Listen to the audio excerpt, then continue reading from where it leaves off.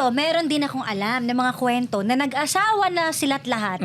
Akala nila yung asawa nila yung the one for them, pero naaalala pa rin yung great love. Kaya nakikipagkita sa ex Ay, na di ba great namang love. ano na yun? May ganun. Oo, OMG! dating, Alam mo, kakilala ko rin, ganyan. may ganun akong nalaman na parang may asawa na siya, okay naman siya, pero napangasawa niya yun, not because sobrang in love. Nabuntis niya kasi agad, so pinanindigan na Naku, lang. parang may kalala akong ganyan. Kala, baka naman sinasabi mo na naman. Hindi. Okay. May alam ko talaga ang kwento ganito. So, pinanindigan, mahal din naman niya. Pero, napadali lang yung kasal nila kasi nag-aanak na eh. Oo. So, parang okay na to.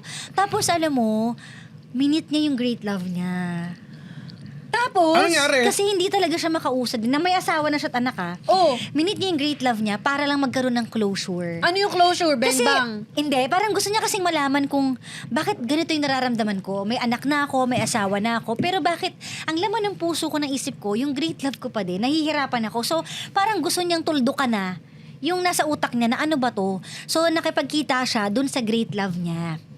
Yun. Pero yung great love niya, may asawa na din pala. So, kahit anong gawin nila, hindi na sila pwede. Pero nagkita sila. Pero parang mali pa rin eh, na para Oo, mali. Pero may eh. ibang ganun eh. Na, Oo. para lang masagot yung mga tanong, pupuntahan mo talaga yung great love mo. Para ma-periodan na. Alam mo yung palabas yun nila last na Tony Ano? Gonzaga? Si Jeannie. OMG, oo nga. Di ba parang Meron din ganyan? ganun. Tsaka baka mamaya sa kakahanap mo ng great love mo or sa kakahintay mo dun sa great love mo, hindi mo na talaga makuha yung tamang tao para sa'yo. Kasi doon ka lang nakafocus sa past eh.